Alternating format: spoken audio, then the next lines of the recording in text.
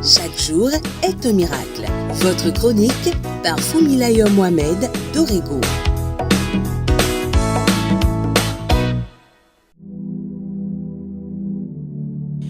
Il y a de ces souffrances qui sont si dures à supporter que l'on saigne dans son âme.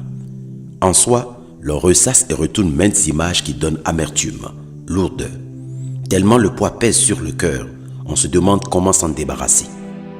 Il y a de ces souffrances pour lesquelles pleurer serait mieux. Mais même plongé au fond d'un océan, les yeux refusent de se mouiller. Il y a quelqu'un en ce moment qui se retrouve cloîtré au lit, plongé dans la douleur de la maladie, peut-être depuis des jours, des mois, et pour d'autres encore, depuis des années. Si tu n'es pas mort jusqu'à ce moment, sache que cette maladie ne te tuera pas.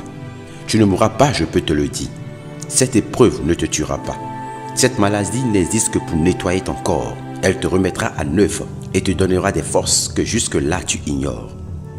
Change ta perception de la maladie et tu te lèveras dans la spontanéité. Tu peux même te lever aujourd'hui.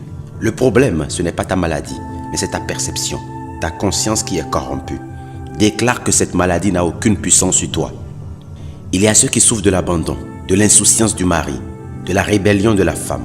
Je voudrais ce matin dire à cette personne, même si tout le monde t'abandonne, sache que tu ne mourras point. Cette épreuve ne te tuera point. Elle vient pour te rendre plus fort et plus en mesure de développer ton côté méditatif. Parce qu'on t'a tourné le dos, tu apprendras à compter non sur des hommes, mais sur quelqu'un de plus grand.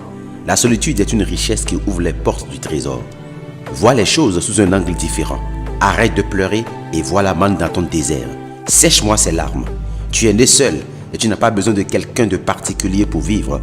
Si une personne t'abandonne, il reste encore 7 milliards d'autres répandus dans le monde. La pauvreté ne te tuera pas. Elle ne peut que t'apprendre l'humilité et la modération.